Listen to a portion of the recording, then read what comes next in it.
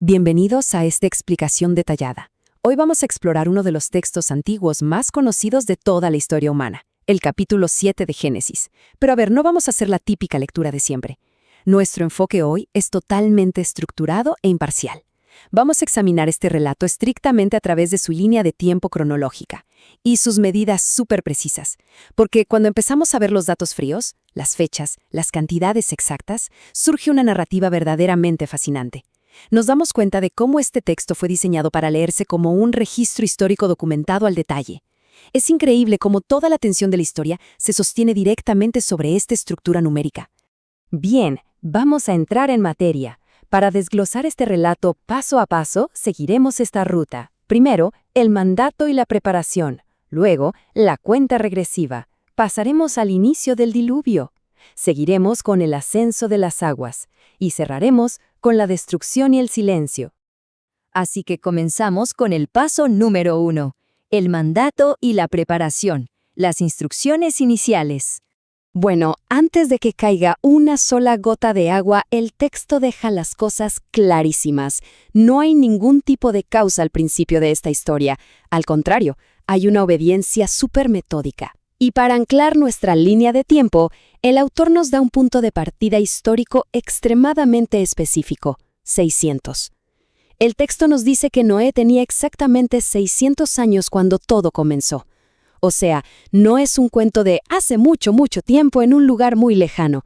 Es una fecha exacta que funciona literalmente como nuestro kilómetro cero para todo lo que está a punto de pasar.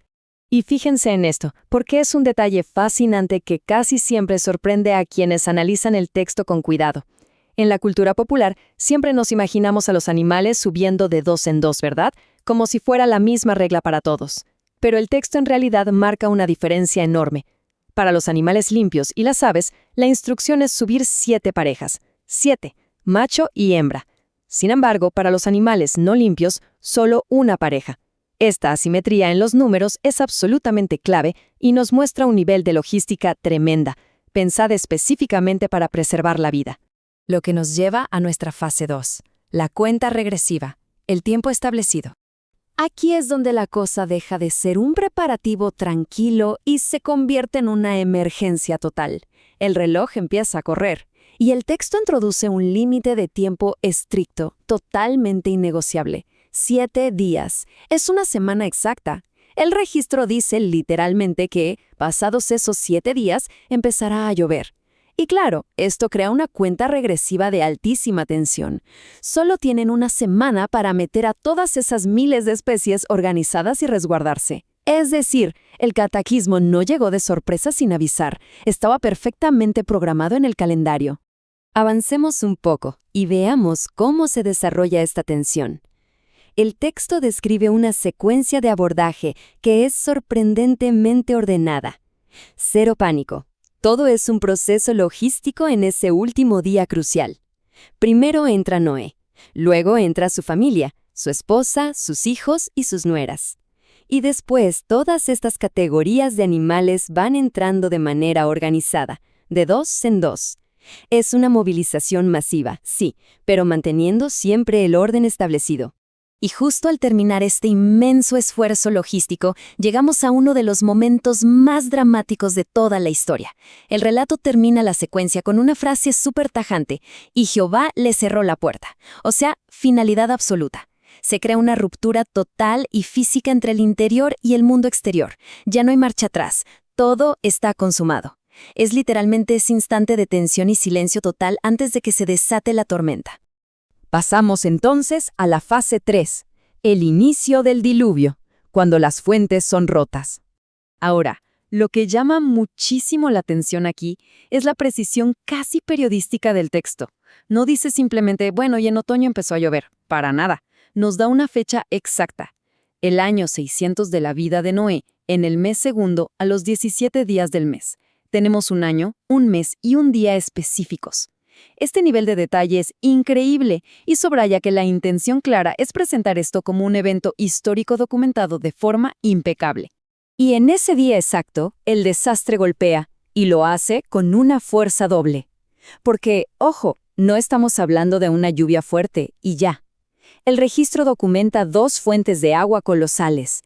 Por un lado, a nivel subterráneo nos dice que fueron rotas todas las fuentes del Grande Abismo. Y por otro lado, a nivel atmosférico, las cataratas de los cielos fueron abiertas. Básicamente, es un evento que altera la geología y la atmósfera al mismo tiempo. El planeta es atacado desde abajo y desde arriba simultáneamente. Y luego entra en escena la primera gran métrica de la escala del desastre. 40. 40 días y 40 noches. Esa es la duración ininterrumpida de esta precipitación implacable. Imaginen por un segundo el impacto físico de una lluvia severa, continua, sin un solo segundo de pausa, durante más de un mes entero. Es un enorme bloque de tiempo dedicado única y exclusivamente a inundar la superficie. Así llegamos a la fase 4, el ascenso de las aguas. Flotaba el arca. Hay una progresión física muy clara en esta parte. Todo pasa de forma sistemática. Las aguas empiezan a crecer sin control.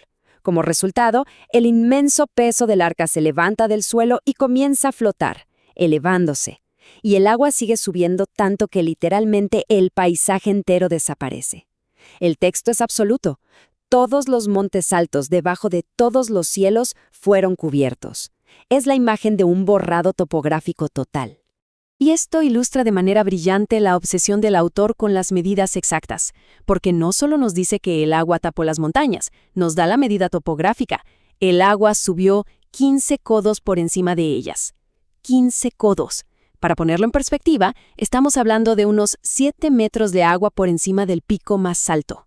Esto nos indica que el agua no solo rozó la punta de los montes, sino que garantizó una profundidad tremenda sobre cualquier pedazo de tierra firme, haciendo estructuralmente imposible sobrevivir.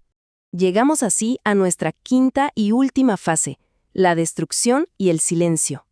El ruido ensordecedor de los 40 días de lluvia y abismos rotos por fin termina, y el resumen de la devastación es brutal y directo.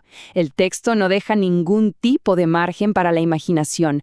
Enumera que todo pereció, desde el hombre hasta el ganado, los reptiles y las aves. Todo. Y contrasta esa eliminación masiva con un hecho muy simple. Solo quedó Noé y los que estaban en el arca con él. Nos deja muy claro que, fuera de esa estructura de madera, el concepto mismo de vida terrestre simplemente dejó de existir. Y el relato cierra esta etapa con un último marcador cronológico gigantesco, 150 días.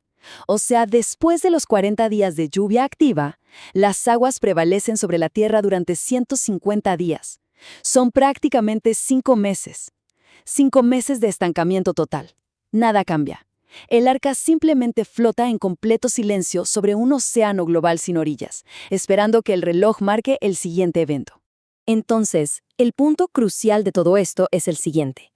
Hoy hemos desglosado un texto milenario, pero no como un mito abstracto, sino a través de su marco de datos duros.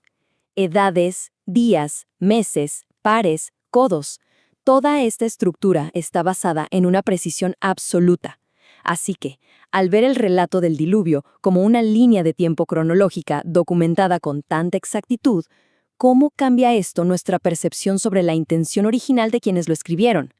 Es una pregunta fascinante que nos demuestra cómo prestar atención a los números puede transformar por completo nuestra comprensión de una historia clásica. Muchísimas gracias por acompañarlos en este análisis y sigamos cuestionando y explorando los datos.